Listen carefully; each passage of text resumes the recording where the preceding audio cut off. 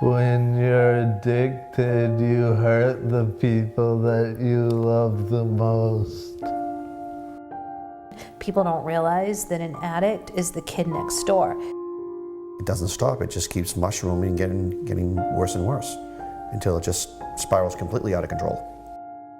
My life sucks now.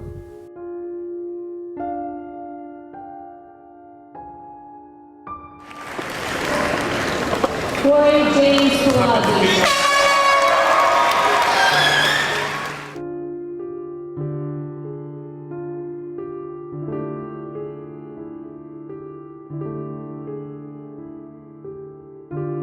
So it was July 15th, 2013, and my cell phone rang. My name is Tom. I live with Cory in the sober house, and he said, I'm sorry to tell you that he relapsed.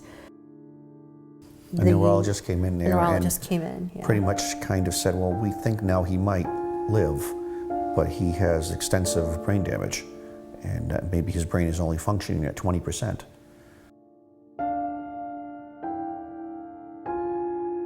Then they had to take him off the life support, and they weren't sure whether his brain was functioning enough that he would breathe on his own.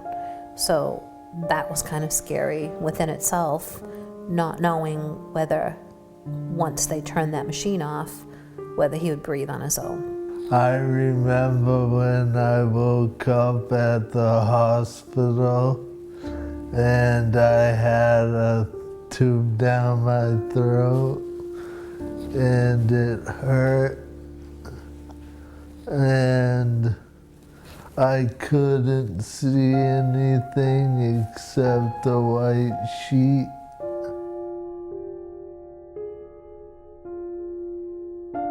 He was always very athletic from day one. He loved baseballs and footballs and basketballs. He played Taunton East Little League. He made Little League when he was 9, and he played 4 years in Little League, and he made the All-Stars all 4 years of Little League. He was a really good pitcher and shortstop, really good baseball player, very talented. He was the type of kid that any sport he played, he excelled at.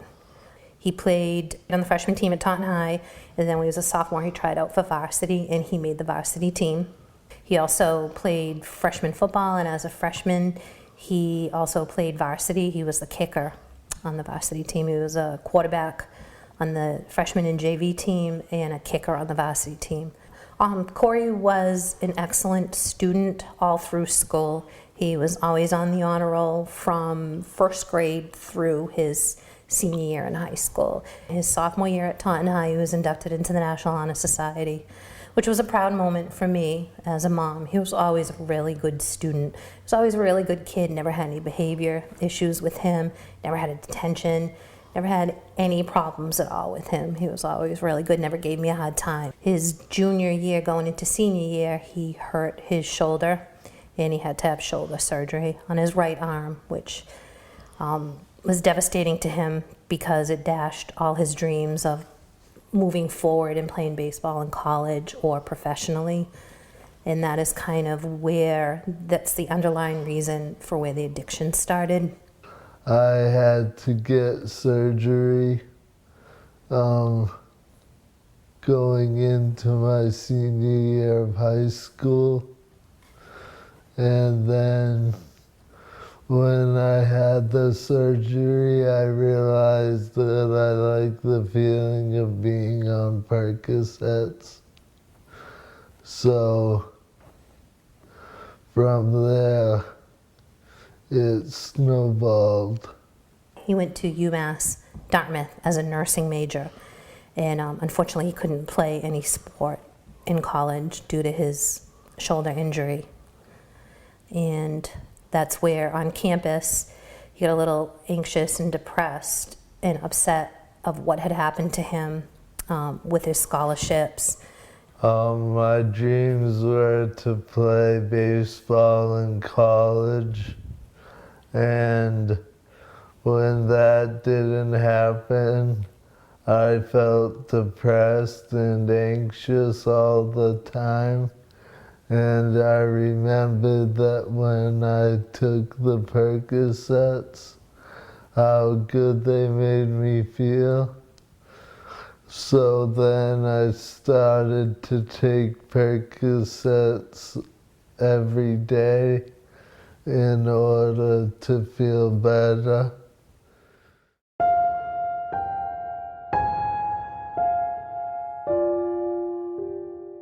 He was going through a lot of emotional things, some depression, some anxiety, and my husband and I weren't really aware of that, only because he wasn't living at home.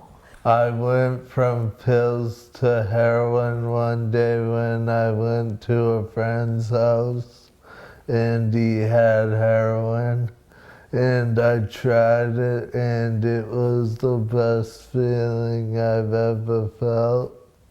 We knew that he had a problem with prescription pills, with Percocet and Oxy, and we were trying to deal with that, but nothing prepared us for the moment that we found out he was using heroin.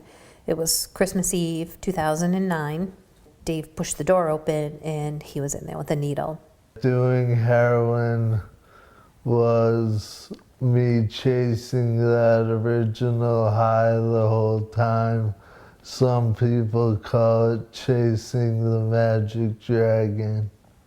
If he was using every day and he was out at, his grandfather's house or out socially or working a job, nobody would ever know. Because it comes to a point with heroin where they don't use to get high, they use to get by. Because if they don't use, they're gonna get sick. To buy the drugs, I would pawn stuff from the house. I even pawned all my mother's jewelry and my grandfather's wedding ring. I used heroin to maintain my daily life. We tried to reason with him. We tried so many different addiction centers. We just tried everything, and nothing worked. And it just gets to a point where you have to realize this is way bigger than we are, and we just needed some professional help. There's so many resources out there for parents, but we weren't aware of any of them. And Dave and I would sit in our kitchen, like, where do we turn? What do we do? I'd never dealt with addiction before in my life. I was ashamed or embarrassed to ask anybody about it. Mm-hmm. And I don't know, I just felt like it's not out there enough. There's not resources. There's a ton of them, but how do you find out where they are and what's available to you? A lot of them, when you send them to a short-term thing, like 7 days, 10 days, whatever it is, they're not going to get it in 7 or 10 days. And I think insurance companies kind of need to maybe rethink that about how they deal with this issue.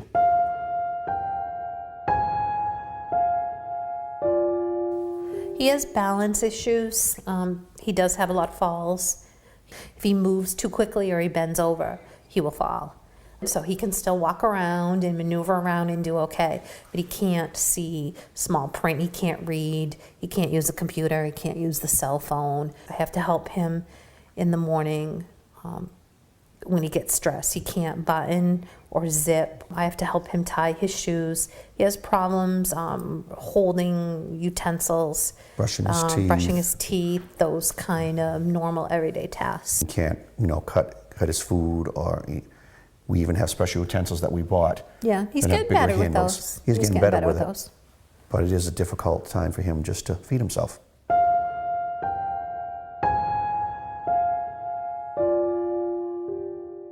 There are resources out there that you can use, and addiction is something that shouldn't be kept in the closet, hidden. The more you talk about it and you get it out there, the better it is in the end. Every day I want to help somebody else who might be going through the same things that I am. As bad as it was, I'm lucky because I didn't hear the words, "We're sorry, he's gone." He lived. Talk to your family or your friends about it so that you can get the proper help. Don't think that this could never happen to you, because it can happen to you. And if it does happen to you, don't be ashamed or embarrassed, and just hold your head up high and just get the help that you need for not only your child or whoever the addict is in your family, but for yourself. And there is help out there, and to please go and try to get it, and don't be ashamed or embarrassed. You might think that doing drugs are going to make you cool, and all your friends might be asking you to do that and everything, and maybe you even try it once or twice, and nothing happens, and you might get away with it once, twice, 100 times. But in the end, you know, something bad could certainly come of that. You know, you should stay away from them to begin with, and, you know, they can ruin your life. Don't do any drugs because you can end up like me.